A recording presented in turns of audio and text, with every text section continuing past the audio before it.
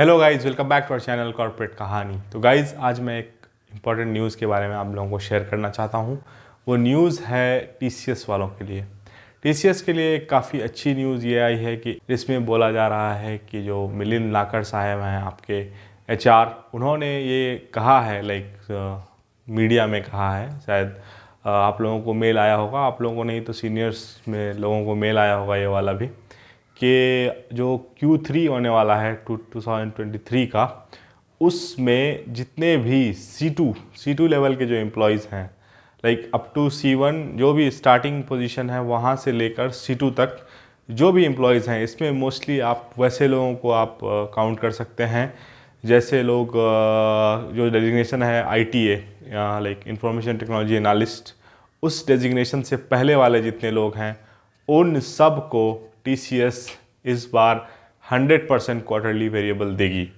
तो ये एक बहुत ही अच्छा न्यूज़ है उन एम्प्लॉयज़ के लिए जो लोग फ्रेशर से लेकर समझिए 2-3 साल बिता चुके हैं, लगभग 4 साल वालों तक।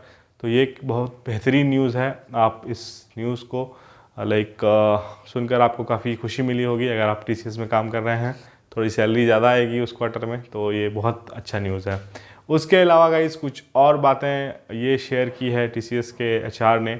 उन्होंने कहा है कि जो टीसीएस के जो एम्प्लॉय हैं, लगभग 1.2 लाख एम्प्लॉय, इस तरह से उन्होंने कोई डेटा दिया है, वो एक डिकेड यानी 10 साल से ज़्यादा टीसीएस में स्पेंड कर चुके हैं। ये भी उन्होंने डेटा दिया है। तो इसमें उन्होंने बस ये बताने की कोशिश की है कि टीसीएस जो है वो अच्छे से अपने एम्प्लॉय को रखती है, तभी टीसीएस के एम्प्लॉय इतने ज़्यादा टीसीएस के अंदर ही रहते हैं, इतने ज़्यादा रिटेन रहते हैं। तो इसकी भी उन्होंने डेटा देने की कोशिश की है। तो गाइज़, ये कुछ बातें उन्होंने कही है। इसके अलावा गाइज़, जो एक और न्यूज़ टीसीएस के लिए आ रही है कि टीसीएस में बहुत ही लंबी चौड़ी हायरिंग होने वाली है। लगभग 1 लाख प्लस लोग टीसीएस हायर करने वाली है। तो ये कुछ बातें थी जो टीसीएस एम्प्लॉयज़ के बारे में मुझे करनी थी। तो आप जो लोग ऑनबोर्डिंग का इंतज़ार कर रहे हैं उनके बारे में थोड़ा बता दूं कि आप लोगों की जो ऑनबोर्डिंग वाला जो काम है वो मिड जैन से मुझे उम्मीद है शुरू हो जाएगा। बहुत सारे लोगों को आने लगेगा, ये मेरा एक्सपेक्टेशन है, क्योंकि जिस हिसाब से टीसीएस के जो ऊपर के लोग हैं वो आकर बात कर रहे हैं मीडिया में, तो ये आप लोगों के लिए बेस्ट न्यूज़ साबित हो सकता है। इसके अलावा गाइस, टीसीएस ने एक और मैं अपडेट दे दूं जो लोग टीसीएस जा रहे हैं उनके लिए, कि टीसीएस बीच में लीनियंट हो गई थी जब उनका वर्क फ्रॉम ऑफिस शुरू हुआ था। तो वो लोग लोग जा रहे थे ऑफिस, तो उनको जीन्स में या फिर कैसे भी जा रहे थे, तो वो चल रहा था मामला, उसमें कोई टेंशन नहीं थी, उनको रोक नहीं रहे थे, सिक्योरिटी गार्ड कुछ नहीं कह रहा था। लेकिन अब जो है टीसीएस काफ़ी स्ट्रिक्ट हो गई है इस मामले में। टीसीएस ने गाइज अब लोगों का नाम नोट करना शुरू कर दिया है। तो कई मेरे जानने वाले हैं, कई जो हमारे दोस्त हैं, वो बता रहे हैं भाई अब ऐसे जाना मुश्किल हो गया है। अब जाते ही वो आपका नाम नोट कर ले रहे हैं। तो हो सकता है आपको कंप्लायंस का कोई मेल आ जाए, तो इट्स बेटर मैं आप लोगों को अवेयर कर दूं कि अब अगर आप ऑफिस जाना शुरू कर रहे हैं या फिर आपको बुला लिया गया है, मैनेजर ने बुला लिया है, तो अपने फॉर्मल्स रेडी रख लें। बाकी जो वीमेन हैं उनका जो ड्रेस है एज ए टीसीएस एम्प्लॉय जो वो पहनती हैं, आई थिंक जीन्स अलाउड नहीं है।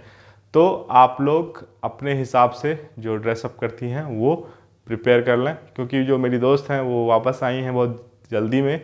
तो उन्होंने क्या किया था, अपने जो वो कपड़े हैं जो एज ए टीसीएस एम्प्लॉय वो पहनती थी, वो भूल गई थी, तो उनके नाम लिख लिए गए और उन्हें परेशान किया गया। तो वो 2 दिन वर्क फ्रॉम होम रुक गई।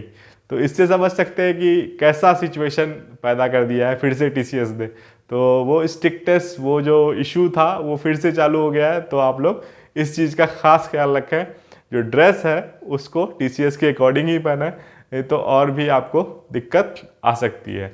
इसके अलावा गाइज और हमारे पास कोई अपडेट है वैसा है नहीं। तो अगर आपको लगता है कि आप हमसे कुछ कंसल्टेशन करना चाहते हैं, 2 कंपनी के बीच कंपैरिजन आपको करना हो, या कोई भी ऐसा डाउट हो आईटी से रिलेटेड, तो आप हमसे कनेक्ट कर सकते हैं इस टॉपमेट आईओ की आईडी पर, टॉपमेट आईओ की लिंक पर। यहाँ पर मैं आपको 1-to-1 कंसल्टेशन दे सकता हूँ। और इसके अलावा गाइज, आपको कोई नॉलेज, कोई चीज़, जानकारी आपको चाहिए हो, तो आप कमेंट में लिख दें कि हमें इस चीज़ पर वीडियो चाहिए, तो मैं ज़रूर आपको ऐसे वीडियो बनाकर देने की कोशिश करूँगा। इसके अलावा गाइज़ मैं कुछ जो आईटी के टर्म्स होते हैं जो कि फ्रिक्वेंटली यूज़ होते हैं जब आप आईटी कंपनीज ज्वाइन करते हैं, तब बहुत ज़्यादा यूज़ होते हैं और आपको समझ में नहीं आती है। तो मैंने सोचा है कि एक वीडियो इस पर प्लान किया जाए, ताकि जब आप आईटी कंपनी में इंटर कर रहे हो या फिर आप कहीं से स्विच करके आ रहे हो किसी छोटे ऑर्गेनाइजेशन से बड़े ऑर्गेनाइजेशन में, तो आपको दिक्कत ना हो। जैसे कुछ मैं टर्म्स बता देता हूँ। फॉर एग्जांपल जैसे केटी बोला जाता है, तो केटी किसको बोला जाता है, केटी में क्या होता है, ऑन बोर्डिंग, ऑफ बोर्डिंग, इस तरह के जितने भी टर्म्स हैं, मैं सोच रहा हूँ इस पर एक स्पेशलाइज्ड वीडियो बना दूँ। अगर आप लोग हाँ लिखेंगे, यस लिखेंगे कमेंट बॉक्स में, तो मेरे लिए और ज़्यादा आसानी हो जाएगी। तो गाइज़ मिलते हैं अगले वीडियो में, बात करते हैं नेक्स्ट टॉपिक के बारे में। Thanks for watching, bye bye.